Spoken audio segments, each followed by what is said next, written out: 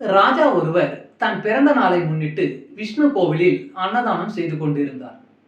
அப்போது பசியால் வாடிய பரம ஏழை ஒருவன் வந்து வரிசையில் நின்றான். அவனை பார்த்த மற்றவர்கள் முகம் சுளித்து ஒதுங்கி நின்றனர். இதை உணர்ந்த அந்த ஏழை, இவர்களுக்குத்தான் நம்மை பிடிக்கவில்லையே, வரிசையில் நிற்காமல் ஒதுங்கி நின்று எல்லோரும் அன்னதானம் பெற்ற பின் நாம் வாங்கிக் கொள்வோம் என்று தள்ளி நின்றான். நேரம் போய்கொண்டே இருந்தது. இவன் தள்ளி நின்றதால் இவனுக்கு பின்னால் வந்தவர்கள் எல்லோரும் அன்னதானம் பெற்றார்கள். சிலர் அன்னதானம் பெற்றுக்கொண்டு இவனை ஏளனம் செய்து சிரித்துவிட்டும் போனார்கள். இவன் வாயை திறந்து எதுவும் சொல்லவில்லை என்றாலும் மனதிற்குள் ஒரு சோகம். எல்லோருக்கும் தரப்படும் அன்னதானம் கூட நமக்கு கிடைக்க எவ்வளவு காத்திருப்பு, எவ்வளவு போராட்டம், எவ்வளவு இழிவு சொல். போன ஜென்மத்தில் என்ன பாவம் செய்தோமோ, இப்படி தவிக்கிறோமோ என்று தன் விதியை நொந்து கொண்டான். மாலை வரை காத்திருந்தும் அவன் வயிற்றுக்கு உணவு கிடைக்கவில்லை.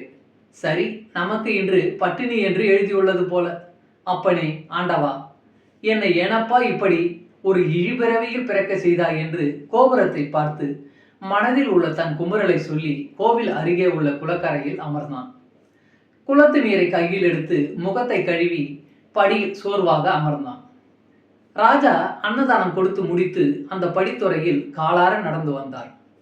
என்னப்பா சாப்பிட்டாயா என்று ஒரு 10 அடி தூரத்தில் இருந்து குளத்தில் தன் முகத்தை பார்த்து கொண்டிருந்த அந்த ஏழையிடம் கேட்டார். கேட்பது ராஜா என்று தெரியாமல், ஊரே சாப்பிட்டது, என் தலையில் இன்று பட்டினி என்று எழுதியுள்ளது போல ஐயா என்று விரக்தியாக முகத்தை திருப்பாமல் குளத்து நீரை பார்த்தபடியே பதில் சொன்னான் அந்த ஏழை. அவன் சொன்ன பதில் ராஜாவின் மனதை உருக்கியது. என் பிறந்த நாளில் ஊர் மக்கள் யாரும் பசியுடன் உறங்க செல்லக்கூடாது என்றுதானே அன்னதானம் ஏற்பாடு செய்தோம். ஒரு அப்பாவி ஏழை இப்படி விடுபட்டுள்ளானே என்று அவன் அருகில் சென்று அவன் தோளில் கை வைத்து, மன்னித்து விடப்பா, ரொம்ப பசிக்கிறதா உனக்கு என்று கேட்க, குளத்து நீரில் தலையில் கிரீடம், காதில் குண்டலம், நெற்றியில் திருநீர், முகத்தில் வாஞ்சை என்று ராஜா தெரிய திடுக்கிட்டு எழுந்தான். ராஜா, நீங்கள் என்று தெரியாமல் அமர்ந்து கொண்டே பதில் சொல்லிவிட்டேன், மன்னிக்க வேண்டுகிறேன் என்று பதறினான். இவனின் பதற்றத்தையும் படபடப்பையும் பார்த்த ராஜா சத்தமாக சிரித்தார்.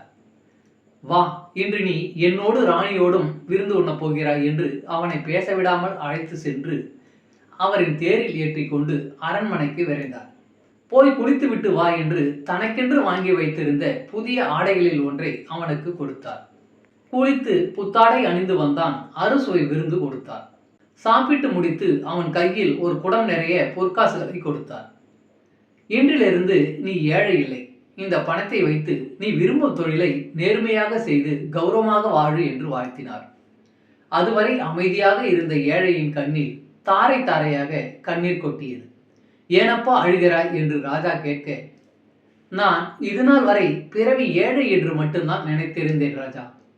இந்த தருணம் தான் நான் ஒரு பிறவி முட்டாள் என்று புரிந்து கொண்டேன் என்று சொன்னான். ராஜா, ஏன் அப்படி சொல்கிறாய் என்று கேட்க, வாழ்க்கையில் இன்றுதான் முதல் முறையாக கோபுரத்தை பார்த்து என்னை ஏன் இப்படி வைத்திருக்கிறாய் என்று ஆண்டவனிடம் கேட்டேன். கேட்ட சில நிமிடங்களில் உங்களை அனுப்பி தலையெழுத்தையே மாற்றிவிட்டான். நாம் கடவுளிடம் கேட்டால் கேட்டதை விட இன்னமும் பல மடங்கு தருவான் என்று இன்று வரை புரியாமல் ஒரு முட்டாளாகத்தானே இருந்துள்ளேன் என்று சொல்லி அழுதான். நாம் எதிர்பார்த்த ஒன்று கிடைக்கவில்லை என்றால் அதைவிட பெரிதாக ஏதோ ஒன்றை இறைவன் கொடுப்பார் என்பதை முழு மனதுடன் நம்புங்கள். நல்லதே நடக்கும். நன்றி. வாழ்க வளமுடன்.